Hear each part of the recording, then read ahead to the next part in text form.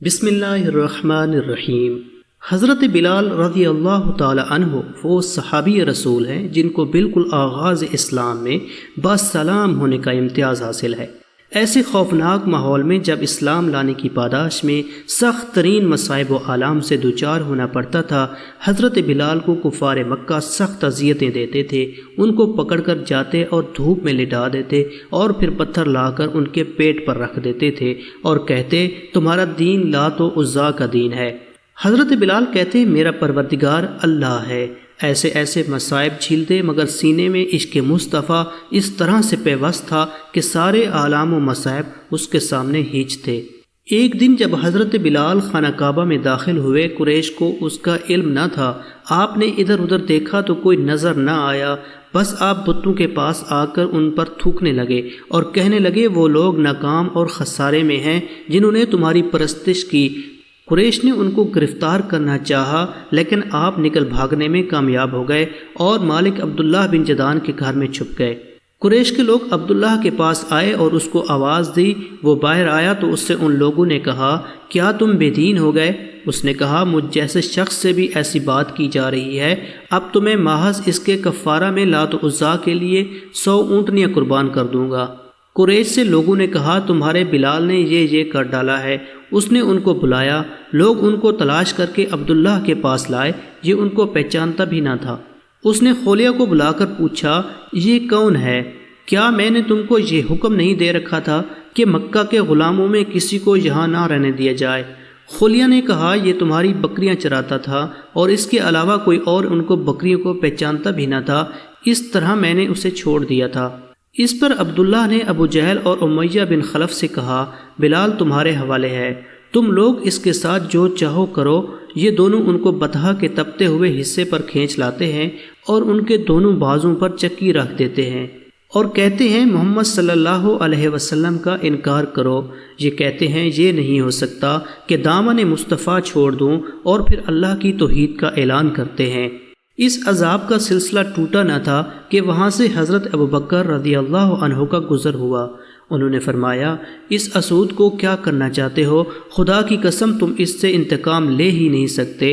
امیہ بن خلف نے اپنے آدمیوں سے کہا دیکھو میں ابوبکر کے ساتھ ایک ایسا کھیل کھیلتا ہوں کہ ابھی تک ان کے ساتھ یہ کھیل کھیلا نہ گیا ہوگا، اور پھر ہنس کر بولے ابوبکر تمہارا میرے اوپر قرض ہے، تم مجھ سے بلال کو خرید لو۔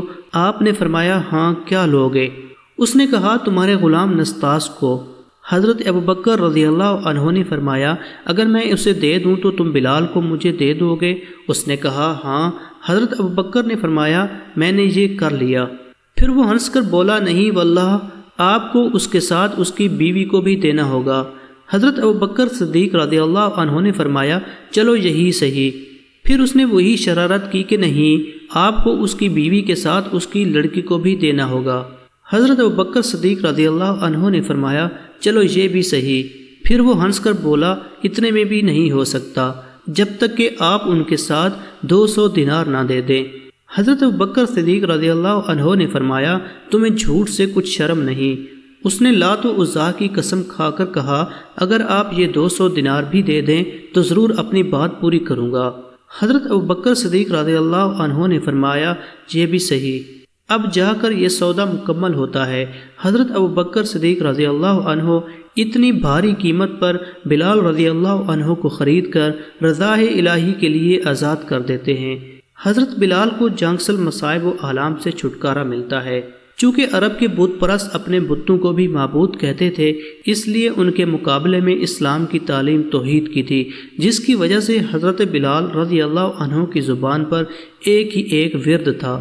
یہ تعلق اور عشق کی بات ہے۔ ہم جھوٹی محبتوں میں دیکھتے ہیں کہ جس سے محبت ہو جاتی ہے اس کا نام لینے میں لطف آتا ہے، بے فائدہ اس کو رٹا جاتا ہے، تو اللہ تعالیٰ کی محبت کا کیا کہنا جو دین اور دنیا میں دونوں جگہ کام آنے والی ہے۔ یہی وجہ ہے کہ حضرت بلال رضی اللہ عنہ کو ہر طرح سے ستایا جاتا تھا، سخت سے سخت تکلیفیں پہنچائی جاتی تھیں، مکہ کے لڑکوں کے حوالے کر دیا جاتا کہ وہ ان کو گلی کوچوں میں چکر دیتے پھریں، اور یہ تھے کہ ایک ہی ایک ہے کہ رٹ لگائے تھے۔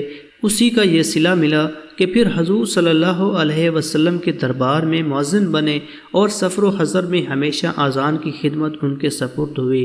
حضور صلی اللہ علیہ وسلم کے وصال کے بعد مدینہ طیبہ میں رہنا اور حضور صلی اللہ علیہ وسلم کی جگہ کو خالی دیکھنا مشکل ہو گیا تھا، اس لیے ارادہ کیا کہ اپنی زندگی کے جتنے دن ہیں جہاد میں گزار دیں، اس لیے جہاد میں شرکت کی نیت سے چل دیے۔ ایک عرصہ تک مدینہ منورہ لوٹ کر نہیں آئے۔ ایک مرتبہ حضور صلی اللہ علیہ وسلم کی خواب میں زیارت کی۔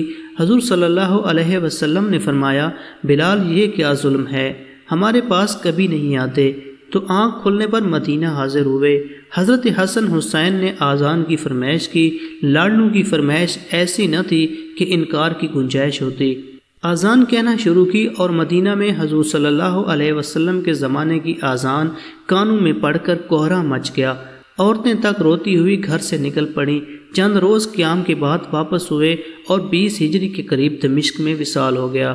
علامہ اقبال رحمۃ اللہ علیہ نے حضرت بلال رضی اللہ عنہ کے عشق رسول کی کیا خوب منظر کشی کی ہے۔ چمک اٹھا جو ستارہ تیرے مقدر کا، حبش سے تجھ کو اٹھا کر حجاز میں لایا، ہوئی اسی سے تیرے غم کدے کی آبادی، تیری غلامی کے صدقے ہزار آزادی۔ وہ آستان نہ چھٹا تجھ سے ایک دم کے لیے، کسی کے شوق میں تو نے مزے ستم کے لیے۔ جفا جو عشق میں ہوتی ہے وہ جفا ہی نہیں، ستم نہ ہو تو محبت میں کچھ مزہ ہی نہیں۔